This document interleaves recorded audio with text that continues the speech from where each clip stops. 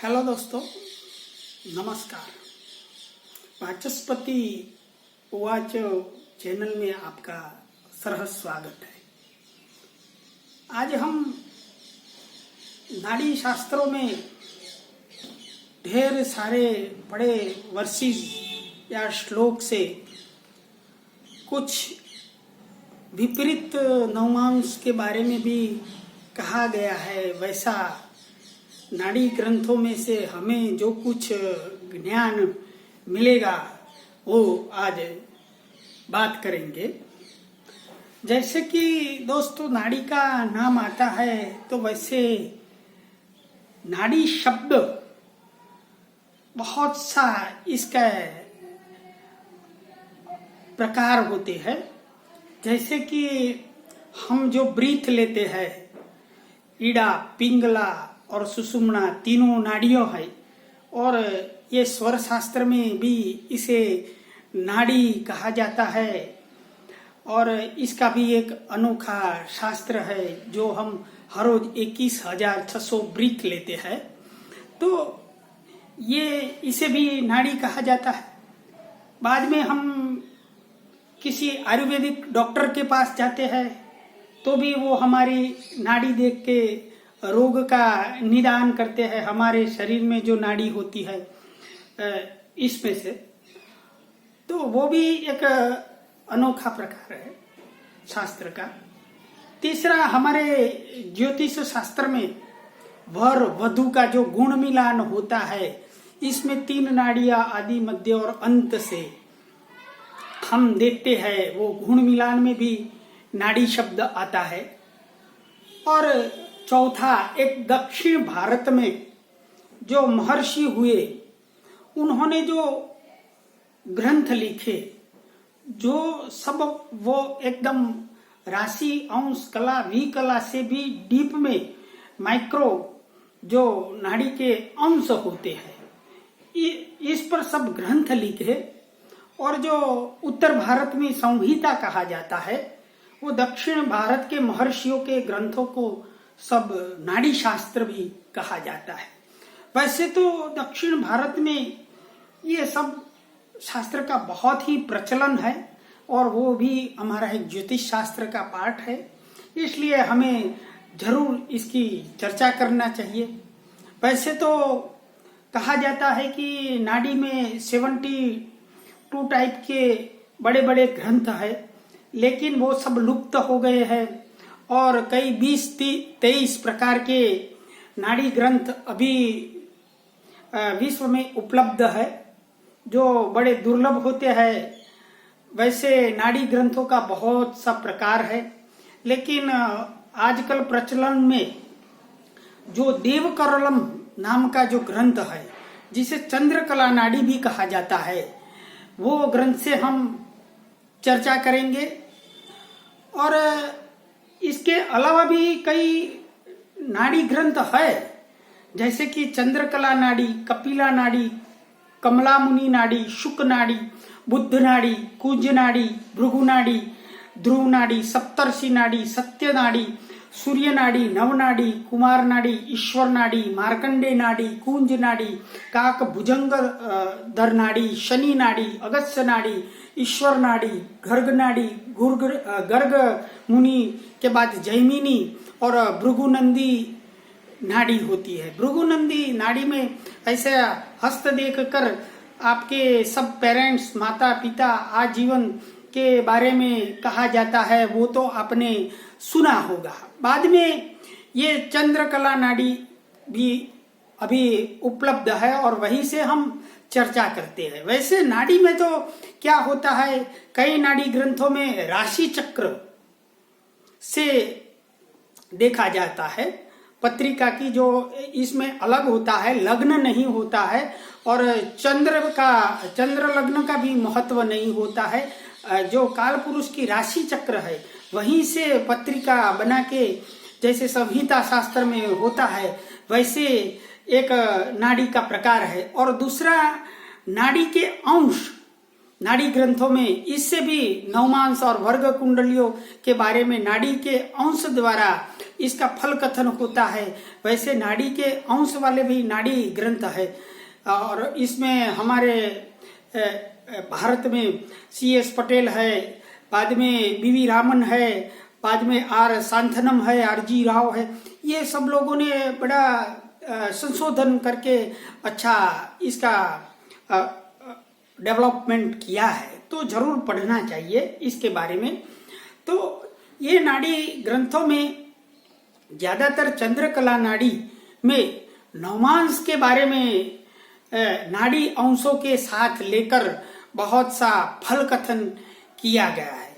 वैसा एक देवकरल ग्रंथ जो पार्ट 1, 2 और 3 है, इसमें मैंने पढ़ा कि 197 जो पार्ट 1 का 197 पेज नंबर है, इसमें 2191 जो श्लोक है नंबर का, इसमें नवमांस के बारे में श्लोक आया है और वहीं से नवमांस का नाड़ी शास्त्रों में फल कथन का एक की हमें चाबी मिलती है।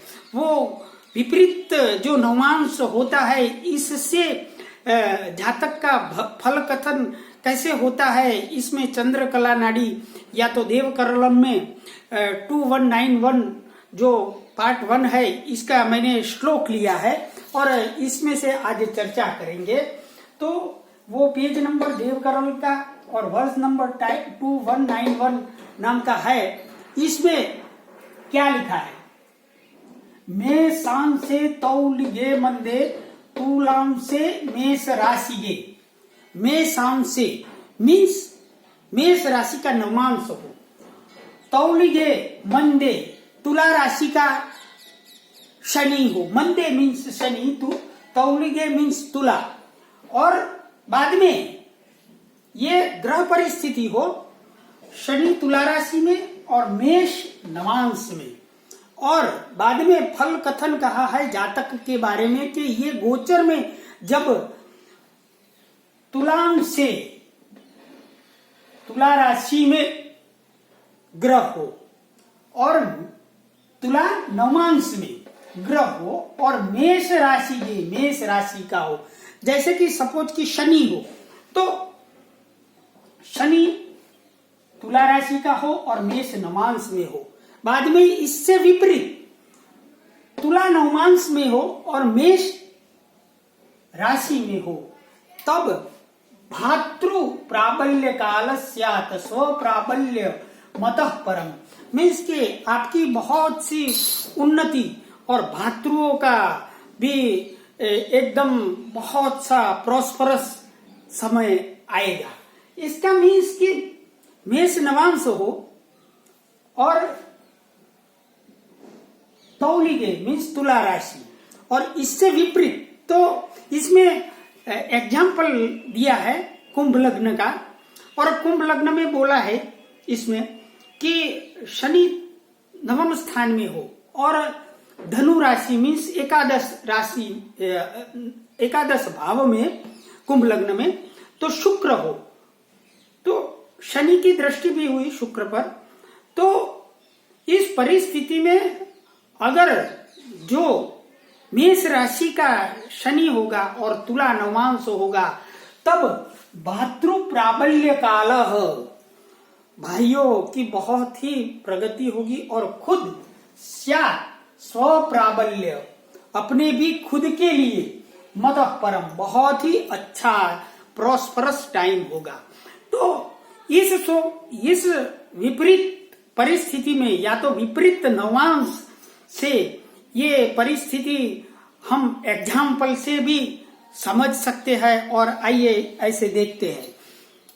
जैसे कि नाड़ी में बहुत सूक्ष्म भी होता है, मैं आपको बता दूं कि एक लग्न होता है वो 2 घंटे तक करीब चलता है, तो 2 घंटे और इसका जो अंश जो होते हैं वो 30, इसकी 60 कला और 60 भी कला होती है, और इससे हमारे जो नाड़ी ग्रंथों है इसमें 150 नाड़ी होती है।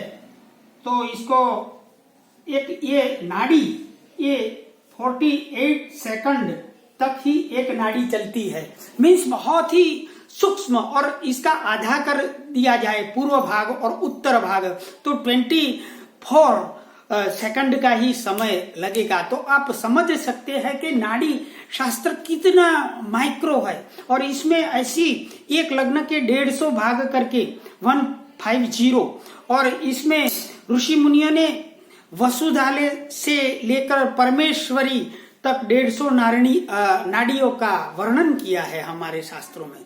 तो इस नाड़ी का इस श्लोक से हम प्रैक्टिकली देखेंगे। तो पहले मैं विपरीत नवमांस के बारे में समझा दूं कि विपरीत नवमांस इसे कहा जाएगा कि कोई भी ग्रह मेष राशि में है और तुला नवमांस में है, तो उल्टी परिस्थिति आएगी। जब तुला राशि में कोई ग्रह हो और मेष नवमांस में हो तो इसको विपरीत ये नवांश कहते हैं। और विपरीत नवमांस में जब ये गोचर होगा तो बहुत ही शनि राहु ऐसे जो ग्रह होंगे तो बड़ा नेगेटिव काल आएगा, और गुरु जैसा लंबी अवधि का ग्रह हो, इसमें विपरीत नवमांस से बहुत प्रॉस्परस उन्नति वाला समय देखने में ये नाड़ी ग्रंथों से भी हम देख सकते हैं। सो नाड़ी ग्रंथ के कथन से नवमांस में विपरीत नवमांस का एग्जाम्पल मैंने लिया है 30 मार्च 1970 3:25 AM मुंबई में ये जातक का मकर लग्न में जन्म हुआ है। तो इस जातक के जीवन में विपरीत नवमांस की कहानी हम समझेंगे कि ये शनि इस पत्रिका में नीच का है, मंगल के साथ शुक्र है, और ये राहु देखे आप तो राहु कुंभ राशि में है और केतु सिंह राशि में है और सूर्य बुध यहाँ पे है। तो इसमें ये जातक का जो राहु कुंभ का है और नवमांश में देखा जाए तो वृषभ लग्न में नवमांश में राहु मीन का है। तो इसका विपरीत भ्रमण क्या होगा? विपरीत भ्रमण ये होगा कि राहु मीन राशि में होगा और नवांश में कुंभ का होगा। तब ऐसा समय जातक के लिए ये 2005 और जून 15 के दिनों में ये गोचर भ्रमण चलता था। तब ये हम देख रहे हैं राहु और शनि का विपरीत नवांश का भ्रमण। तो वो समय रियली ये जातक की माता बहुत गंभीर बीमारी में थी और ये माता जी के बीमारी में बहुत सा कष्ट, उनको हॉस्पिटल लाके बहुत से पैसों का भी खर्च करना पड़ा और बहुत ही गंभीर परिस्थिति आई थी। तो इस तरह से राहु शनि ये सब विपरीत नवमांश में, यहाँ देखे राहु कुंभ राशि में और मीन नवांश में है। 2005 में मीन राशि में नवांश की राशि में गोचर कर रहा था, मीन राशि में, और नवांश कुंभ का था। तब ऐसा बुरा समय आया। तो इससे ये नाड़ी ग्रंथों का कितना नवांश में भी फल कथन बहुत सा ये उद्धरण मिलते हैं देवकरल और ये सब नाड़ी ग्रंथों में एक हम देखा। बाद में एक दूसरा भी एग्जाम्पल हम समझते हैं।